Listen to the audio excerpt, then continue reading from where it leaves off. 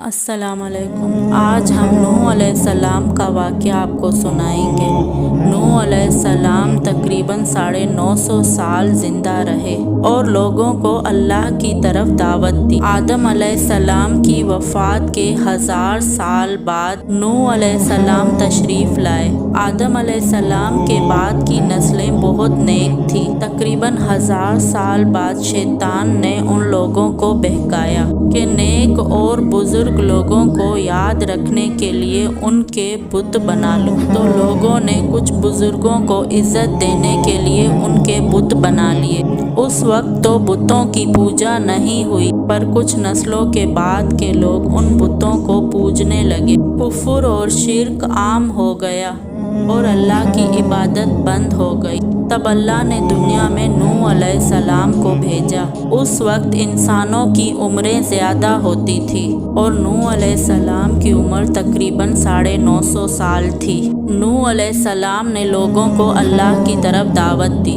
سورہ نوح میں اللہ فرماتا ہے، یقیناً ہم نے نوح کو ان کی قوم کی طرف بھیجا کہ اپنی قوم کو ڈراؤ اور خبردار کر دو، اس سے پہلے کہ ان کے پاس دردناک عذاب آئے۔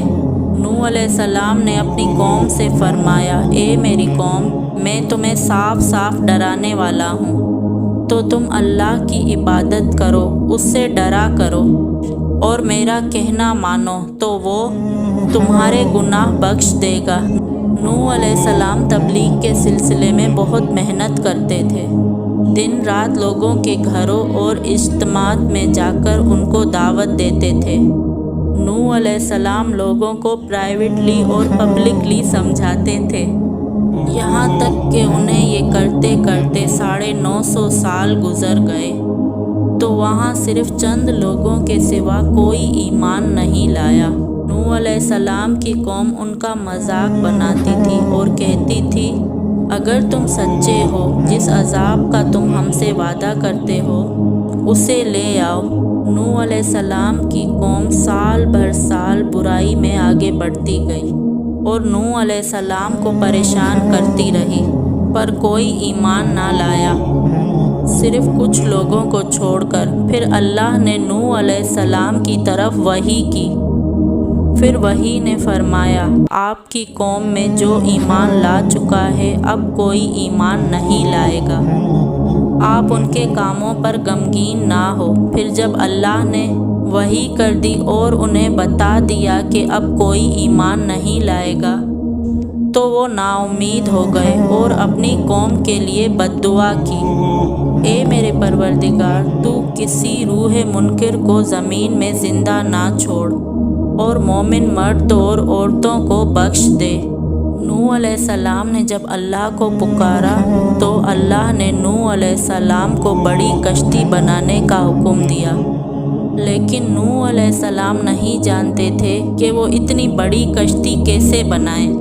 اللہ نے ان کی مدد کے لیے جبریل علیہ السلام کو بھیجا۔ نوح علیہ السلام ایک پہاڑ پر رہتے تھے، ان کے آس پاس کوئی درخت نہیں تھے، نہ ہی پانی تھا۔ انہوں نے بہت سارے درخت اگائے، پھر ان کو کاٹا اور پہاڑ پر بیٹھ کر کشتی تیار کی۔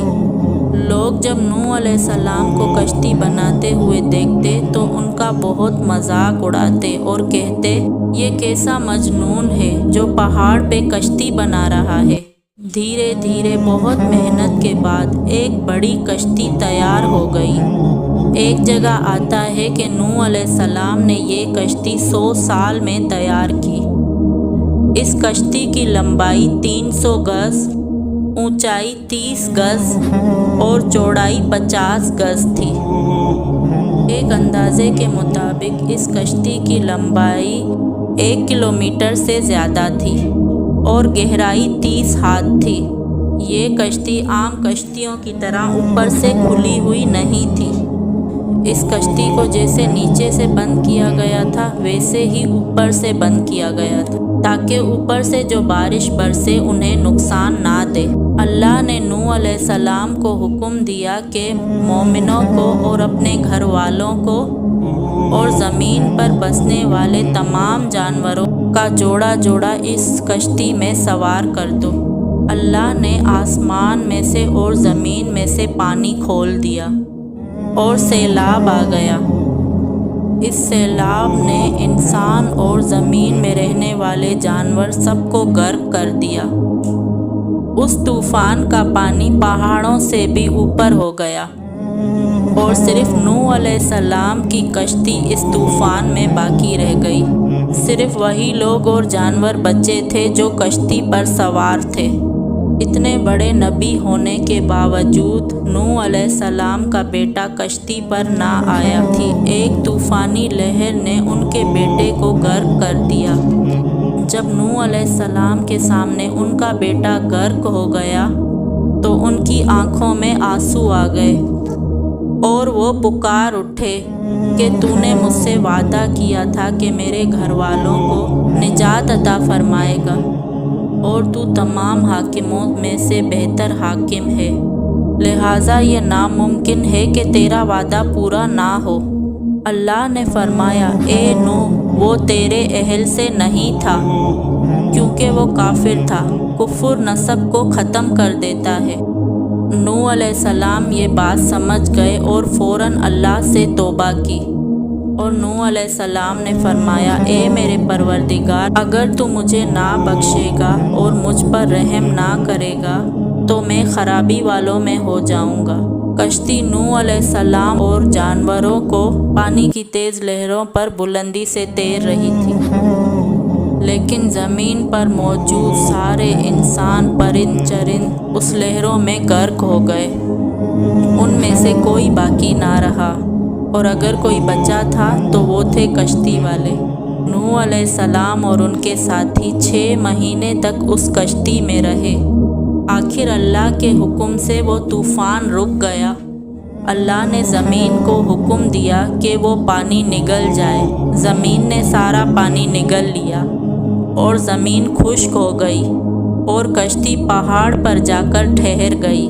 اب انہیں حکم ہوا کہ سلامتی کے ساتھ کشتی سے اتر آئیے، آپ سب پر برکت نازل ہوگی اور ان نسلوں پر بھی جو آپ سے پہلے تھی۔ نوح علیہ السلام کی کشتی آج بھی موجود ہے۔